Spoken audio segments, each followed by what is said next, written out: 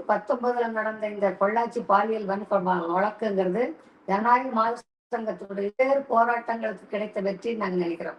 வழக்கினுடைய பின்னணியில அன்றைக்கு ஆட்சியில் இருந்த அதிமுக அரசாங்கத்தினுடைய அந்த அதிமுகவுடைய தலைவர்கள் தலையீடு இருந்துச்சு. அந்த வழக்குல காவல்துறையினர் முறையான வழக்கு விசாரணை நடத்தாம இந்த வழக்கை எவ்வளவு தூரம் தள்ளி போடணுமோ அவ்வளவு தூரம் தள்ளி போட்டுட்டு இருந்தாங்க. தொடர்ச்சியா எங்களுடைய போராட்டம் என்பது பொள்ளாச்சி பகுதியில மட்டும் இல்லாமல் தமிழ்நாடு முழுவதும் இந்த பாதிக்கப்பட்ட பொள்ளாச்சி பெண்களுக்காக போராட்டங்கள் நடத்தினோம். ஒரு மறியல் நடந்துச்சு, ஆர்ப்பாட்டம் நடந்துச்சு, ஒரு மனித சங்கிலி நடத்தினோம். இப்படி பல்வேறு போராட்டங்களுக்கு மத்தியில தான் அந்த வழக்கே பதியப்பட்டது. இன்னும் குற்றவாளிகள் என்று நாங்கள் நினைத்த 3 பேர் இந்த வழக்கிலிருந்து விடுதலை செய்யப்பட்டிருக்கிறார்கள்.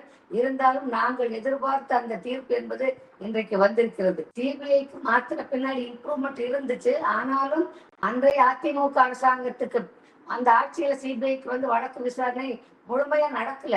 அதுக்கு பின்னாடி திராவிட முன்னேற்ற கழக அரசு ஆட்சிக்கு வந்த பின்னாடி இந்த வழக்கினுடைய தீவிரம் என்பது முழுமையா நடக்கும் விசாரணை. சிபிஐ விசாரணை என்பது அன்றைக்கு இருந்த அதிமுக ஆட்சியில முழுமையா நடக்கலங்கிறது எங்களுடைய மாத சங்கத்தினுடைய கருத்து. திராவிட முன்னேற்ற கழக அரசு ஆட்சிக்கு வந்த பின்னாடி சிபிஐ விசாரணை முழுமையா நடந்தது.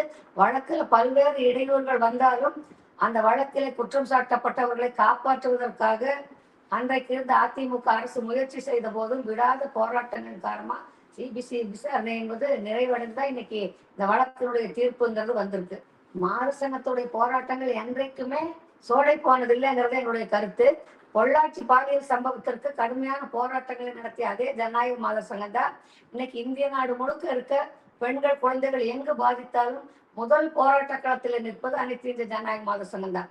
கள்ளக்குறிச்சி மாணவி ஸ்ரீமதிக்கு நடந்த பிரச்சனையா இருந்தாலும் சரி, அருப்புக்கோட்டை மாணவிக்கு நடந்த பிரச்சனையா இருந்தாலும் சரி, பொள்ளாச்சியில துடியலூர்ல நடந்த ஒரு சிறுமிக்கான வன்புணர்வு இதா இருந்தாலும் சரி, ஜனநாயக மாத சங்கம் தான் முதல்ல அந்த பிரச்சனையை கையில் எடுத்துங்கிறத இந்த நேரத்துல நான் உங்களுக்கு சொல்லிக்கிறேன்.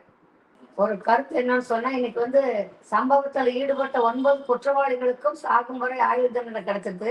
இந்த தீர்ப்பை ஜனநாயக மாத சங்கம் வரவேற்கிறோம். ஆனா அதே சமயம் பாதிக்கப்பட்ட பெண்களுக்கு இழப்பீடுங்கிறது 85 லட்சம் ரூபாய் கொடுத்திருக்கிறது போதுமானதாக இருக்காதுங்கிறது எங்க மாத சங்கத்தினுடைய கோரிக்கை. அதே மாதிரி பாதிக்கப்பட்ட குடும்பங்களுக்கு இனிமேலும் பாதுகாப்பு வழங்க வேண்டும். அந்த பாதிக்கப்பட்ட பெண்களுக்கு அரசு வேலை வாய்ப்பு கொடுக்க வேண்டும் என்பதை ஜனநாயக மாத சங்கத்தின் சார்பாக இந்த நேரத்தில் சொல்லிக்கிறோம்.